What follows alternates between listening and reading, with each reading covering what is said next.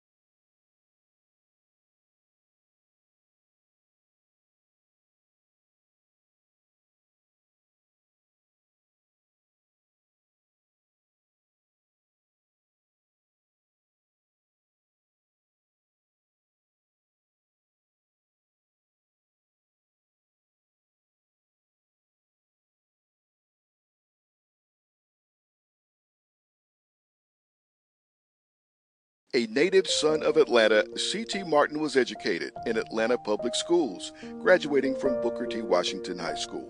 Martin would attend Shaw University in North Carolina before returning home to earn a master's degree from Atlanta University. Martin was quick to answer the call to community service.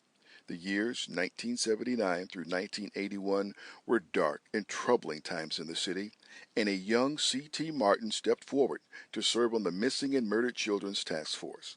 In 1990, Martin's activism led him to City Hall as he was elected to Atlanta City Council, representing the city's 10th district for the first time. It was the beginning of one of the longest tenures on record for a council representative. Martin served on the City Budget Commission and chaired committees for human resources, public safety, and transportation. His passion for economic development in his district led to the formation of the Martin Luther King Jr. Drive Merchants Association. The ongoing reimagining of the MLK corridor is part of Martin's legacy. C.T. Martin left City Council in 2017, the same year that the $27 million Natatorium and Recreation Center in the Adamsville community was renamed in his honor. It is an enduring symbol of C.T. Martin's commitment to the youth as well as the seniors of the 10th District. C.T. Martin passed away May 8th at the age of 84. He will be remembered as an activist, visionary, and mentor, but most of all, C.T. Martin will be remembered as the Dean of Atlanta City Council.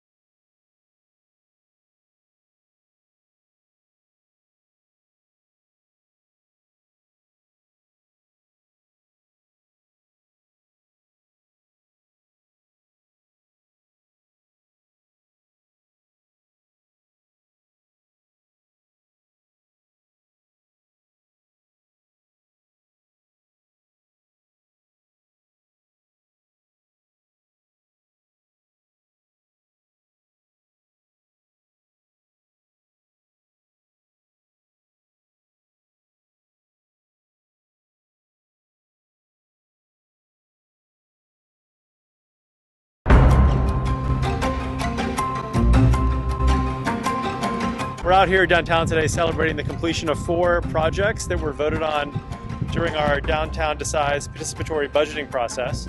And we're riding a bike from one location to the other to do a ribbon cutting in each of the 4 transportation projects. Some of the projects we're celebrating today are new bike lanes in the Central Business District, the painting of an island in the middle of the road yellow so people can see it, and some new trash cans in the Sweet Auburn corridor. This is the direct result of citizens participating in this program. This is the first time we've done participatory budgeting in Atlanta, and it puts the power directly in people's hands on how tax dollars are spent, and we're just thrilled with the response and the success of the program so far.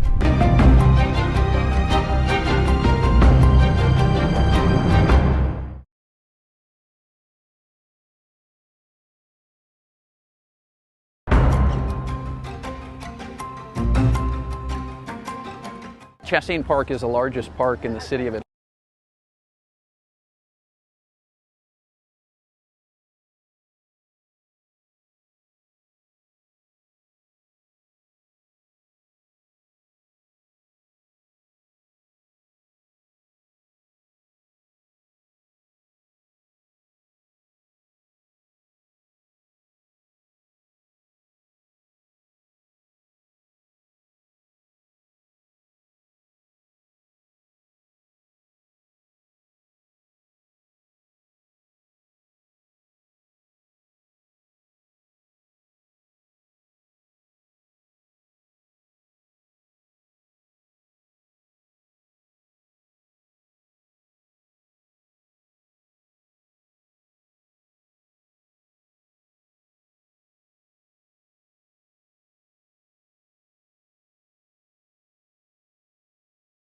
The time is now 1:30 p.m. on Friday, May 14, 2021. This is, we are at the tail end of Day 3 of the City Council review of the Mayor's proposed fiscal year 2022 municipal budget. I'm joined this afternoon by my Vice Chair, Howard Shook of the Finance Executive Committee. I'm going to acknowledge my other colleagues in just 1 minute. We've covered a lot of ground today. This morning we did public works, followed by transportation. We just did watershed management, and our last presentation of the day is customer service ATL 311. For my colleagues and any members of the public who are listening in, an electronic copy of the budget book and all the presentations can be found under the proposed fiscal year 22 budget tab on the Finance Executive page of the City Council website. At the completion of the ATL 311 presentation, council members will be able to ask questions. Please use our internal application or send me a text if you would like to be acknowledged. Let me see who I have with me on the line. Right now is, as I said, my Vice Chair, Howard Shook, and then I also have council members Cleta Winslow, Council President Felicia Moore, Council Member Michael Julian Bond, Council Member Marcy Collier Overstreet. So, and I will, if other council members join, I will acknowledge them before we start the question session. So with that, I'm going to ask Commissioner Graham to introduce any other members of her team she has with her today, and then after that, just you can jump into your presentation. Good afternoon. Thank you, Madam Chair and the rest of the council members. Can you hear me? Yes, we can. Okay, awesome. So today I will be presenting the proposed budget for fiscal year 2022. I'm joined by the Department of Customer Service Business Manager, Brianna Marshall. Next slide, please. To start, I will provide a summary of our current operations. As you know, we are the City of Atlanta's primary customer service center for non-emergency services and information. Our operating hours are Monday through Friday, 7 a.m. to 7 p.m. The Department of Customer Service is now divided up into 5 operational areas. The first area is call center operations. This area includes our call center agents, staff, such as our team leads and supervisors, and our workforce. The call center operations makes up 66% of the department, and in FY22, we are budgeted for 75%. Next, we have the Innovation, Performance, and Accountability team. This team is responsible for data analytics, quality assurance, training, and project management. This team is budgeted for 10 positions in FY22. We have the Public Relations team that comprised of the portfolio managers who primarily engage with departments that we support to ensure that we have accurate information and improve on our processes. The public relations team also includes our back office team, which is responsible for processing offline requests such as web requests, mobile apps, email, and escalated concerns. Social media, communication, outreach also fits in this area, and they are budgeted for 13 positions in FY22. Next, we have the supportive services team, who is responsible for the PAD community referral program, along with questions regarding homelessness, homeless impact concerns. This is for FY22. And lastly, we have the office that I like to call the glue of the department, which consists of our business manager, human resources, staff, and they are budgeted for 6 positions.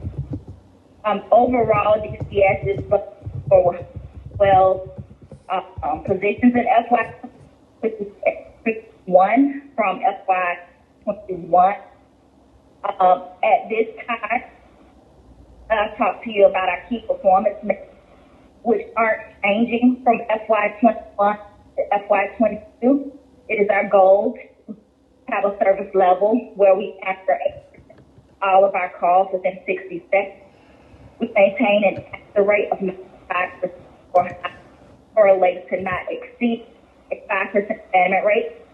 The quality assurance goal, which makes our call is 8% or higher, and the full agreement for process is 88%.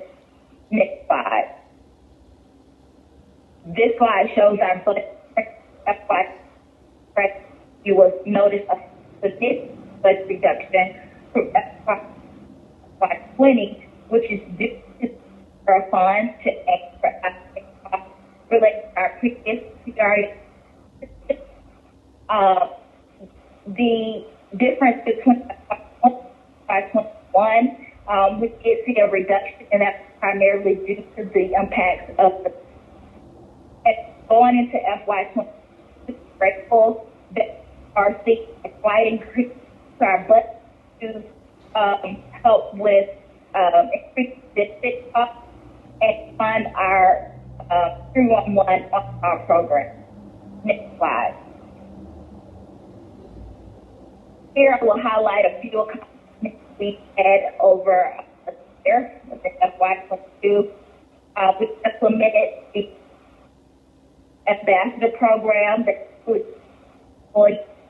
which allows us to be visible with our statistics base. We also implemented wellness teams that encourages health through fitness, meditation, and virtual gatherings for encouragement. We're proud that we partnered with Police Alternatives to First, formerly known as PAD, to implement a referral program that launched in 2021, January. The program has deployed all customers with the exception of which is scheduled to launch the first week of June. Lastly, we partnered with the Office of Transform Lives campaign to provide economic mobility, gender-based violence, community-based housing, food access, and more. Next slide. This slide, again, just metrics for FY22. We said that these metrics are from FY21. Next slide. Here we will highlight our general fund allocation for FY20. We will budget for just over $3.5 billion with most of the funding going for personnel and for benefits. Next slide.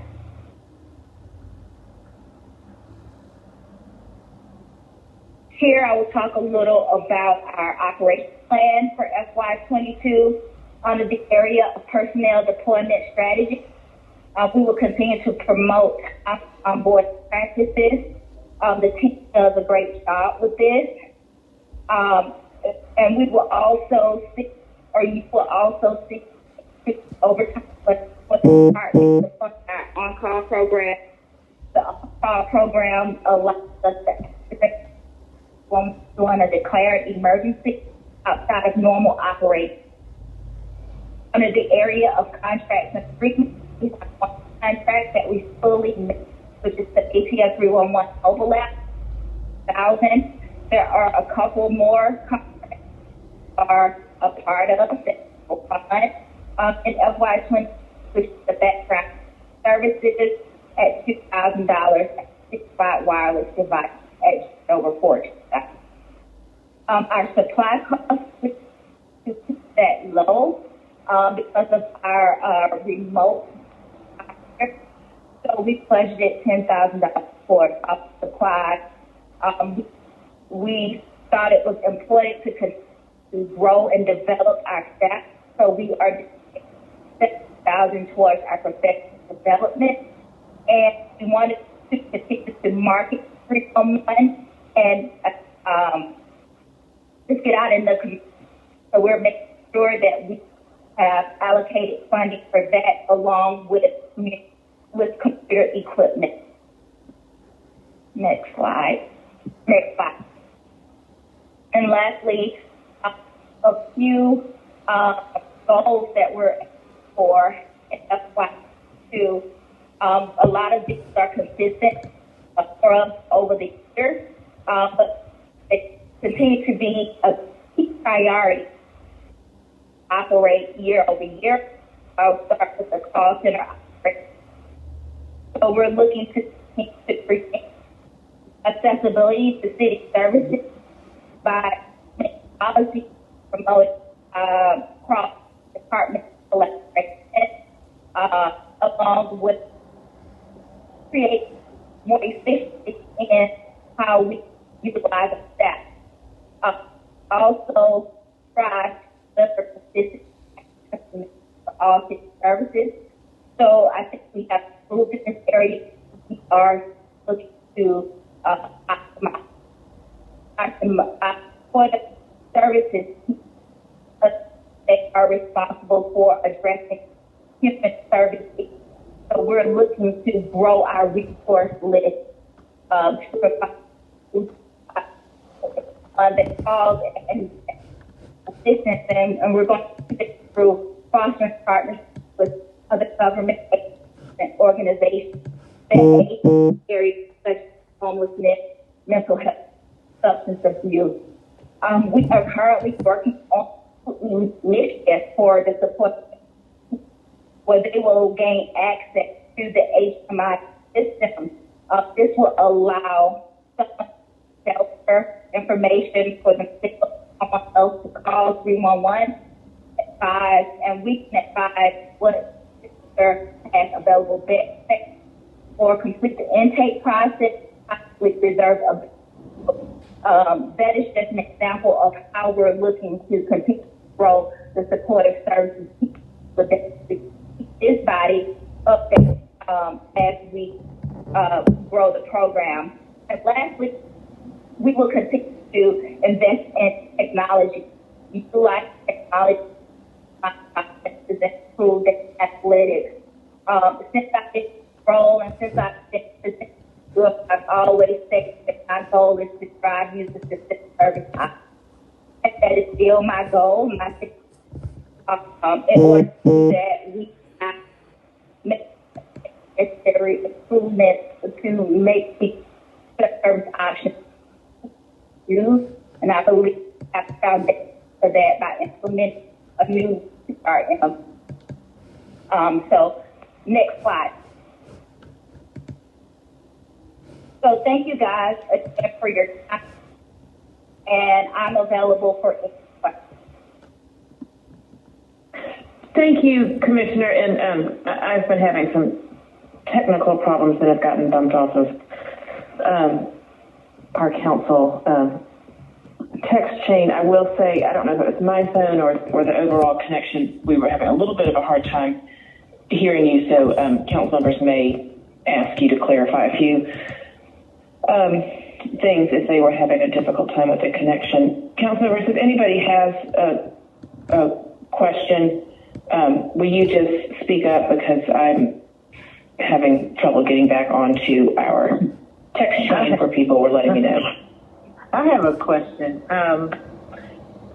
So from 311, do we have any data analysis from the calls that are being made, how the service requests are being handled? Because, on one end, I hear people like 311 because they have one place to call. But then on the other hand, they're saying that some of the departments may be slower in responding to the request. So do we have any information related to that? Yes, so we do have service level data that shows the number of requests that we receive by part, along with the status and how we're performing against the target resolution date. So that is something I can provide to you. I would love to see that. I'm sure the rest of the council would be interested as well, because I remember when we had all of the conversation about starting the 311 system, one of the things that it was sold to us is that we would have that data that we could analyze. We would know, whether the service request issues were a solid waste one or a watershed one, which ones were trending higher. And we would get the data back from the calls. So I would really be interested in kind of seeing that, because I think it'll tell us too, and the council, as we look at the budget, to make sure that we're addressing the areas that we need to kind of puff up that are getting a lot of service requests. So I'm looking forward to that information. Thank you. Yes, we will provide that to you. Thank you. Thank you, Council President. Yeah, Mr. Shook. Yeah, I have a related question. Over the years, different administrations have, with different frequencies, put out customer satisfaction surveys. Are those still conducted? Yes, we do have customer satisfaction surveys. Actually, we use various channels to get that information. We bring in about 3,000 to maybe 4,000 responses each month. Most of the responses come from a post-call survey that happens after the end of the 311 call. So someone can submit a survey on the web as well as on the mobile app as well. Okay, what's the frequency for those? So we report monthly. We create a report monthly, but we are not reporting that information externally. Well, I mean, you're not going out to the public every 30 days. I mean, that would be expensive. What is the methodology for, finding out what the public has to say? So we have a series, if I understand the question correctly, we have a series of questions that we ask, and from there we receive a response to that, as well as, so we have a team that looks at those survey results each month, and they identify areas that we need to improve in. If it's a departmental concern, we notify the department of that concern, as well as we take in feedback from our web portal. So I'm not sure if that's your question. Well, no, it's getting clear to me. So if I'm a citizen, I report a pothole, there's a chance I'll be asked, what did I, think of the service, and that could find its way into the data you're describing. That is correct, yes. So in the old days, on a periodic on and off basis, there was more of a traditional, kind of a polling system. I know Mayor Franklin did them on a pretty regular basis, and I think it was kind of spottier in the out years from that. Do you do that anymore? So no, if I recall, I think it's been probably several years since we've done a citywide survey that you're speaking of, where I think we were doing it annually, where we sent out surveys around just city performance and we received the results. I don't believe we've done that in at least 2 years, maybe 3. Okay, that's interesting. All right, thank you. All right, Holly. Oh, Councilman Hillis, yes. Thank you for the presentation. I don't know if you covered this, because like Chairwoman Ide said, you're kind of going in and out. But with the recent upgrade to the 311 online system, I'm sure you know the app is down, and that is used quite a lot by my constituents. I think there was something in our presentation that we received from council staff that had been downloaded something like 8,000 times in the past year.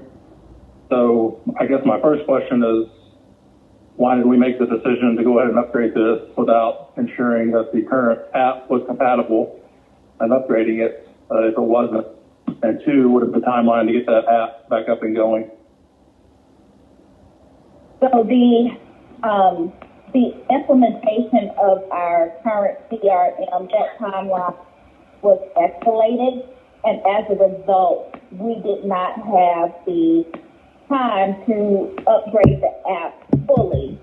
The upgrade to the app will be completed in the next release.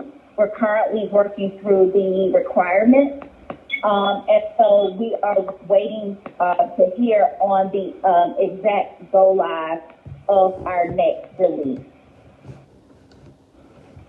And what timeline did you say? You kind of broke up a little bit. I'm sorry. Can you hear me? Yes. Can you hear me better now? Okay, yes. So the timeline has not been completely defined. We are working with our AIM team on the requirements, and so the very next release should include the integration of the ATL 311 mobile app, along with some additional functionality in the website and the existing call center platform. Understood. If you just keep us updated on that, that'd be great. Additionally, haven't gotten a lot of complaints about 311 in the last year or so, but the few complaints I have gotten are from people who, I guess, call in to the 311 system, and then they say that the call taker requests that they go submit their complaint online, and I guess their hypothesis behind this is because you're trying to drive down like wait times or those kind of metrics. Has that been brought to your attention, or is that something that is endorsed, that, you know, when people call in expecting to be able to submit a complaint to 311, that they are instead referred to go online and do it instead?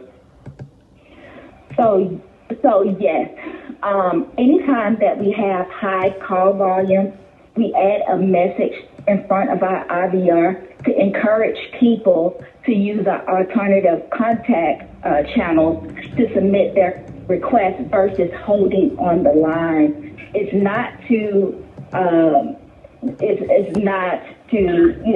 advise people not to hold or not, that they're not going to speak to a representative. But it's just if you do not want to hold to speak to someone, that there are other options to reach us or to submit your request. And so we activate that message when the call volume is extremely high and the hold times are exceeding a certain threshold.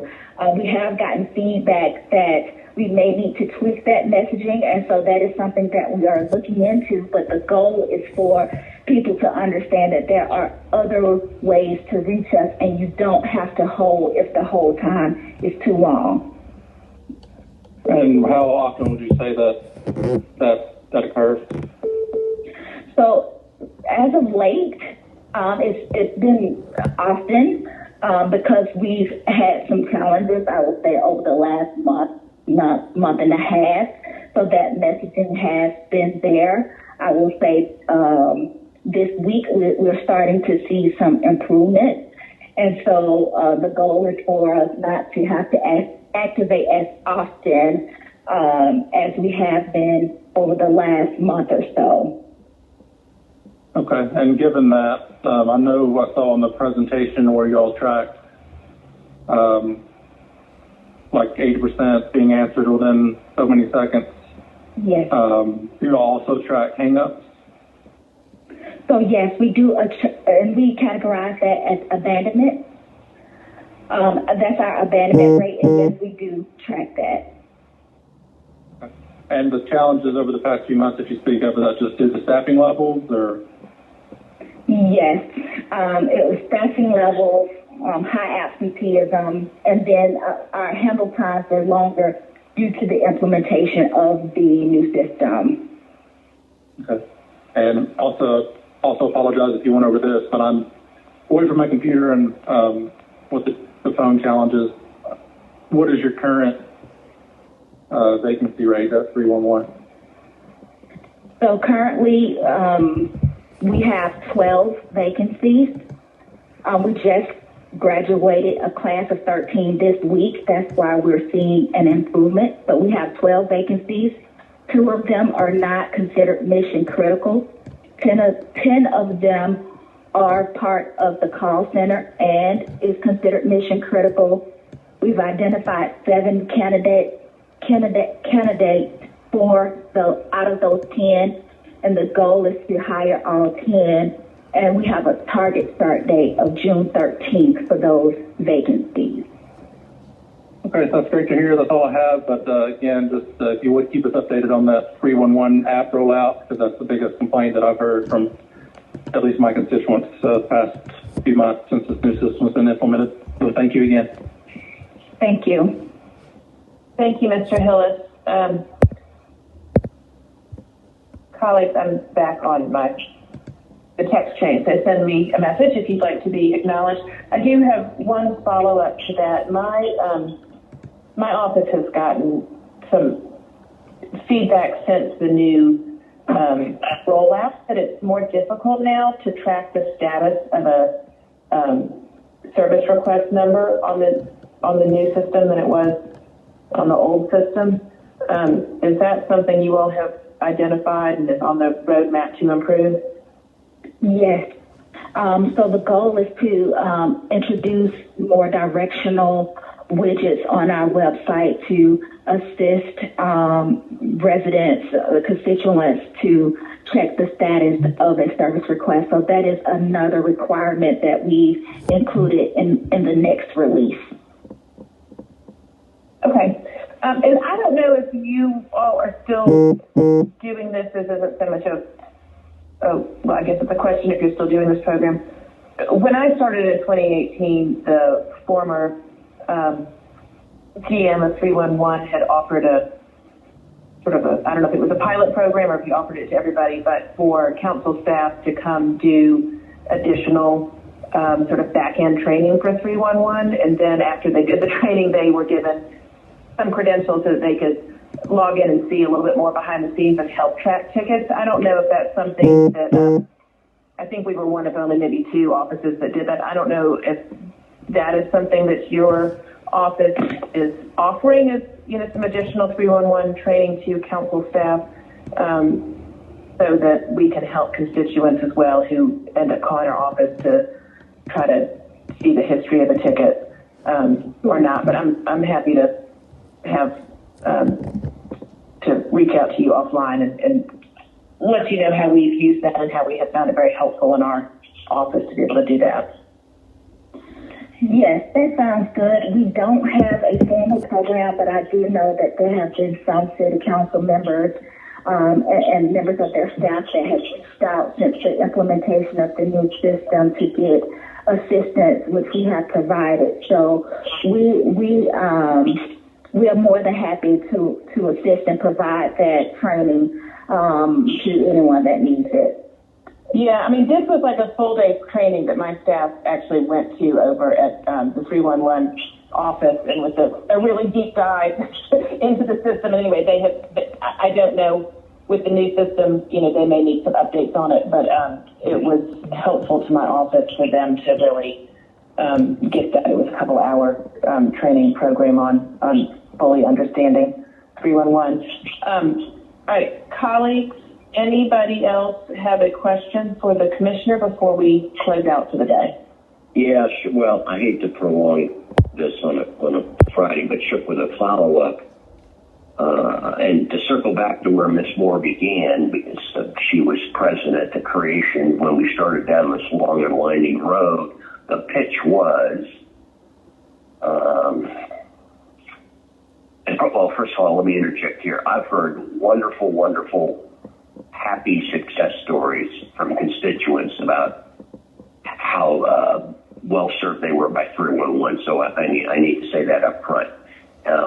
The admin that was pitched to us was going to be able to use this data in the manner in which other cities featured this as part of a mayor's cabinet meetings, and that the mayor would be looking at data and say to the commissioner of the widget department, okay, you're failing to meet your widget replacement program by 18%. What accounts for this, and what remedial actions are you taking? Is that data being used in that muscular effect here with this administration? Yes, we meet monthly to go over data and analytics and talk through strategy on ways to improve. Is that the mayor and COO? Are they involved? So it is the Mayor's Office of Innovation, and it's my understanding that the mayor and the COO is briefed on all things discussed. It sounds like there's maybe room for improvement. And then on the legislative branch end, the pitch was that council members would be given, not have to undergo arduous hit or miss training, would be given as a matter of course, periodically updated score sheets, showing kind of intake, departmental intake, custom designed for their districts. We seem to be an awful long way from that. Are we capable of doing that? So we are. We do have data that is based on council districts. We're also working on a dashboard in our next release by council district that you and other council members will have access to. And, we can reach out to each of your offices to find out what information that you want to see on a regular cadence. And the team can put together that reporting and push it out to you. So correct me if I'm wrong, but if I'm a customer calling it a pothole, the data I'm going to get back is, okay, message received, and, the work order is being filed, and you hope to get your pothole filled on or around such and such a date. Is that correct? That is correct. Okay. So going back to the picture that we were pitched, and this precedes you, I understand that. Boy, we were told that the data we get back was going to be a whole lot more detailed. In other words, okay, callers come in. Here's the contact information for the bureaucrat who owns the different segments of the problem as it moves along. And then here's the work order. We don't do that, do we? So once we do have that level of insight within the tool. So once we assign it to a department, that information, once the work is being assigned via the work order, we can see who it has been assigned to. So we do have that level of detail in the CRM tool. All right. Well, just, to end up, when this was first pitched by Mayor Franklin, I think I was the first council member to get on board in the hopes that this would pan out as advertised. And I think we've just kind of scratched the surface. I hope council is going to be interested in doing what we can to make sure we just really take advantage of what should be a completely game-changing way of exchanging information that, frankly, makes everybody look good. That's it for me. Yes. Thank you. Yes, thank you, Councilmember Shook.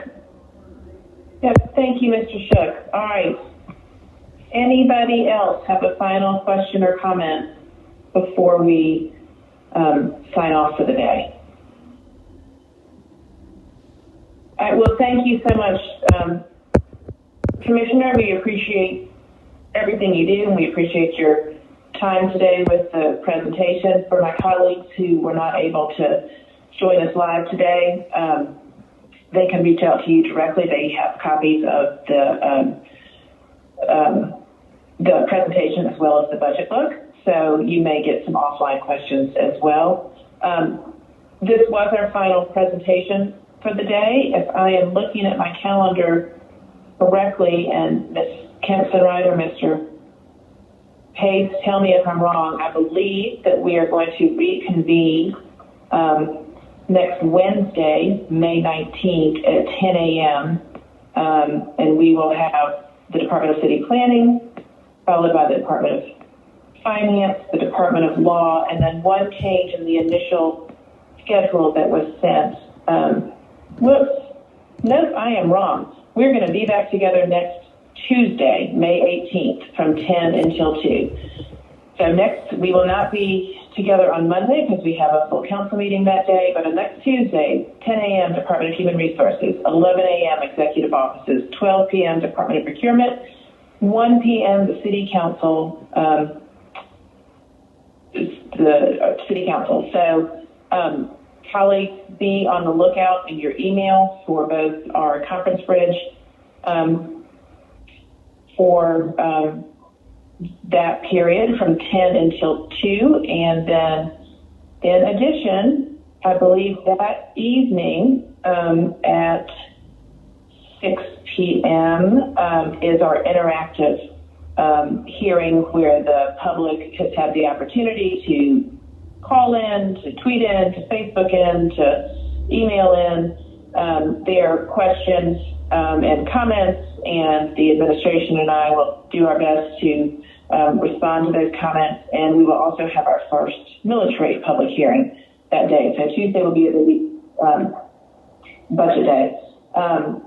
Feel free to email me or Ms. Kempson-Wright if you have any questions about the schedule or if you can't find the materials. With that, I'm going to say, have a good weekend to everybody, and everybody did a fantastic job today, very well organized, put together presentation, and we will sign off for the afternoon. Thank you. Thanks, Chair.